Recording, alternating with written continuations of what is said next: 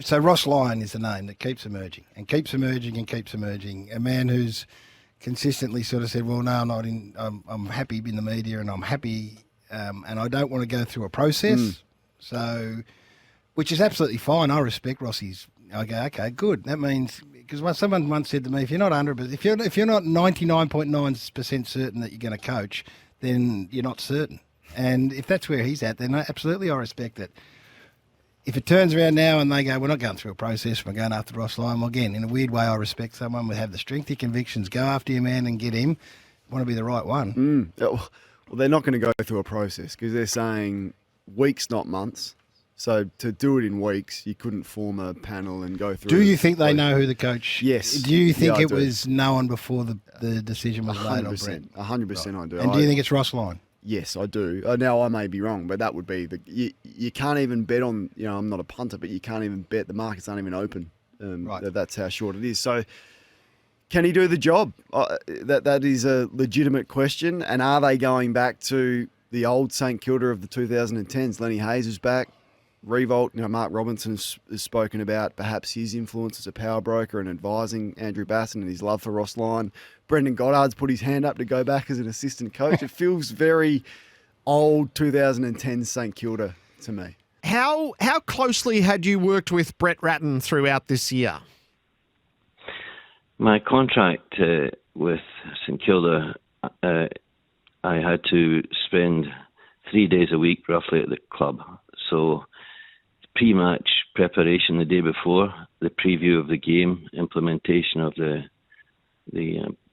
training program to devise a plan for the match. I spent the match day in the box. It was very difficult to sit there and observe and take it all in and not be able to say anything. That was the hardest thing for me as a coach. Yep. I wanted to make decisions, but I didn't. And the review the day after the game, the first training day after the game I attended. So 3 days a week from pre-season through to round 21.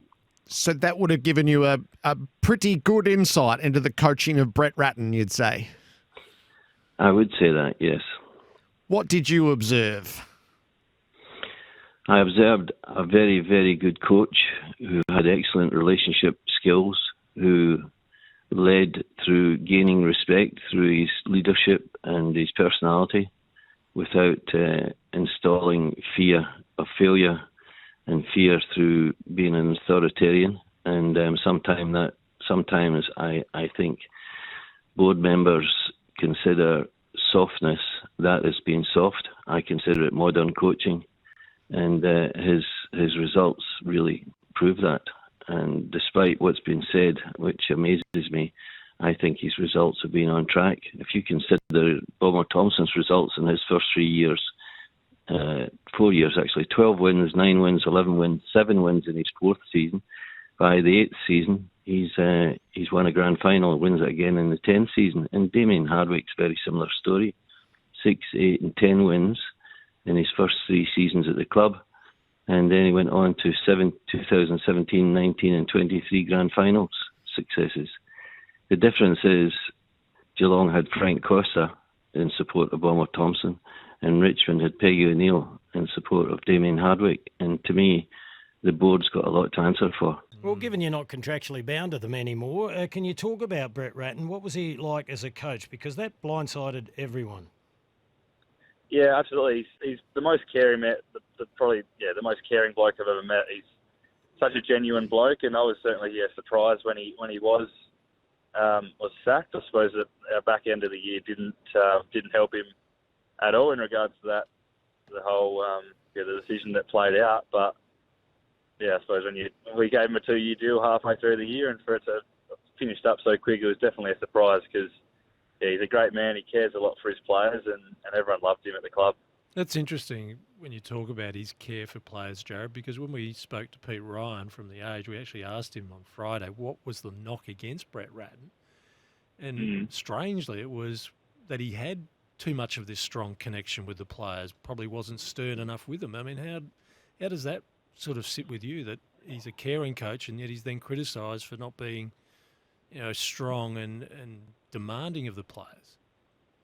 I disagree with that. I think he definitely was demanding of the players. We had a lot of harsh meetings during the year when we weren't going so flash, and he was definitely at the front of that, giving some good feedback to players and stuff. So I'm not sure who reported that, but from my experience, I disagree with that call, I'd say.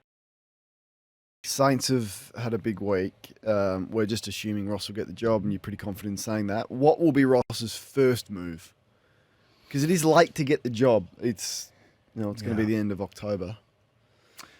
And that's a really good question, because from a coaching point of view, he's put a line through it. It's not as if he's a coach who's been sitting there working year in, year out ferociously on how he wants to play. Not Michael Voss, is it? No, exactly. And, this is not a criticism or a knock. He stayed involved through his media work, but that's different to being, 70 hours a week working on footy and working on opposition and game trends and plans and all that sort of stuff. And in his own mind, by his own admission, at various stages throughout, this year and last, that coaching's not on his agenda. So so we put a lot of faith in him, and I've got, I understand. I think he's a fantastic football person. He's been out for a long time. So all that's a great question about what his first move will be. He'll get his feet under the table and he'll work ferociously hard to get himself up to the speed he needs to be. But he's got some work to do. My question for you on the back of this, is he the right man for the right club, or is he an example of a Messiah syndrome being ferociously driven by his acolytes of yesteryear? Is he probably the latter? I think the groundswell of those that are influential around the club. It's risky. I mean, we've seen clubs go back to the well with greats, and we've seen sort of Carlton do it and others, and it feels very much back to the future a little bit. The last element of the way that it seems to have gone down, Ernie, that was Brett was made to pitch for his job again, a job that he had been re-signed for. I was just curious, as someone who's lived a lot of coaching experiences, was that, do you have a view on that? Was that an inappropriate way to treat an employee like that? Absolutely. It's quite disgraceful, really. It's demeaning. It's not called for. It's funny, being in coaching for a while, since the 70s actually. You win a game, you go in the change room, everybody's happy, everyone's supporting you. As soon as you lose a couple of games, no one wants to know you. You don't get the same characters down in support of you, and that they're the ones that you can soon tell are ready to jump ship quickly. I have to say, I was initially very impressed by the board, but the board made the decision. It's not the CEO that made the decision, I assume.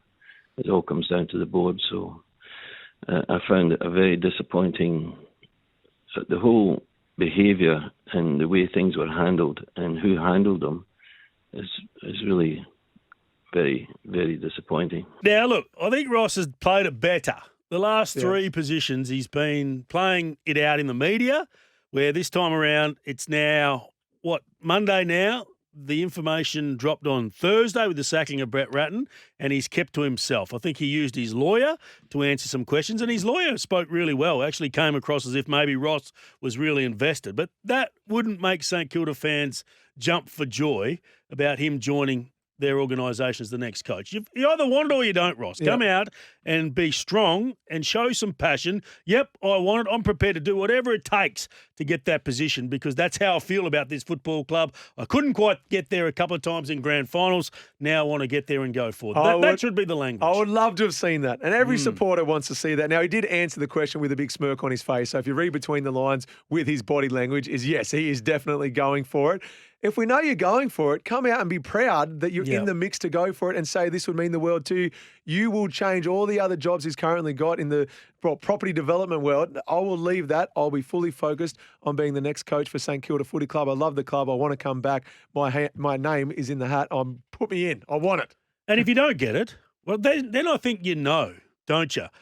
For Ross going forward, he knows that I'm not going to get a job. That's 4 that haven't gone my way. Yeah. And then you go and do the due diligence on whether you want to do it, and that might involve going back to a club as a senior assistant, maybe in a different role, just to add to your skill set. So next time there's a positions available, you're good to go. Or you go, nah, that's it. That's my lot.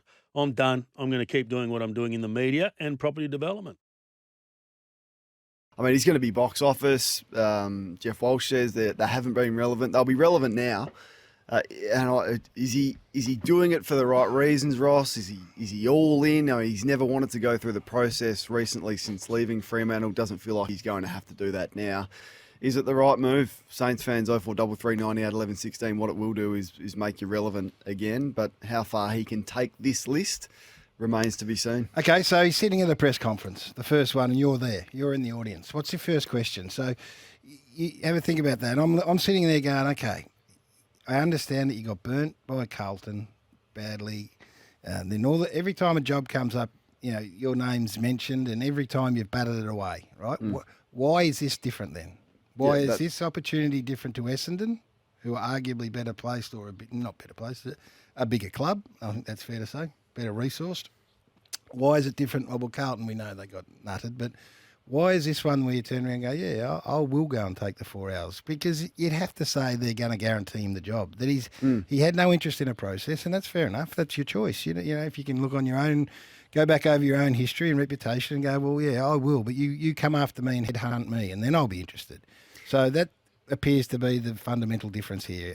I'm not going through a process. You come and woo me, then I might be interested. That's the difference. That is the single difference. There would be some romance about it. I guess he's spoken about, people like their ego stroked a little bit. I'm assuming that he would have had Revolt calling and Goddard and Montagna and everyone, Lenny Hayes calling him, and that would be nice to hear, wouldn't it? They'd come back. You didn't get the premiership. You could have. We nearly did it. You can do it this time. There'd be something inside him with that. I think financially it would be an amazing opportunity to continually set yourself up. Not that I don't think that he's struggling, Ross Lyon, but there's a couple of things. But the main thing is that he has been guaranteed the job, you would think. And I want to know if that call came before Brett Ratten was sacked. You'd have to think he had an idea that this was coming. Well, I think he'd be great for him, to be honest. Like he's. You think they can handle him? Here we go. I There's don't the know. headline. I heard you before saying about whether the list had handled his honesty. If they want to improve, I think they have to. What he's done really well, even looking back at Freo, you get the best out of. It's not getting the best out of Fife and Mundy and Pavlich and McFarlane, those sort of guys. They do it on their own pretty much. It's the middle 5 to 20 that I think he gets the best out of. It might be harsh sometimes, but I think if you're going to play professional sport and you want to make a career out of it, if he's going to be hard on you, I think you need to take it on board and improve. I think he'll do that. Could they handle what he said to you after your scratch match debacle? I think so.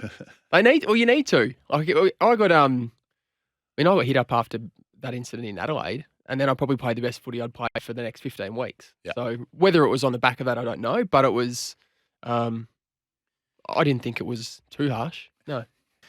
Well, the criticism's been around the development of the younger players historically with Ross. So I think that's somewhere at the top of the priority list. I think would be a great development program, whether that's one coach or a group of coaches or a setup as such. But I think he's across most things. He's a great relationship builder. The ex-St Kilda players or the former St Kilda players, they love him. They love the man, not just the coach, not just the football program, or what he tried to bring them. They just fell short of the ultimate success, but gee, they had a 3 or 4 year window where they were right at the pointy end and could have easily won one, if not more, premierships during that time. So his credentials speak for themselves, but the relationship side of it, I think he's already got covered. He's going to be hard on this list because they're an underperforming list and they're a bit in no man's land with where they sit without a dominant match winner. And they lack that. They lack that guy that just rips the heart out of the opposition in a 10, 15-minute window. That's his biggest challenge.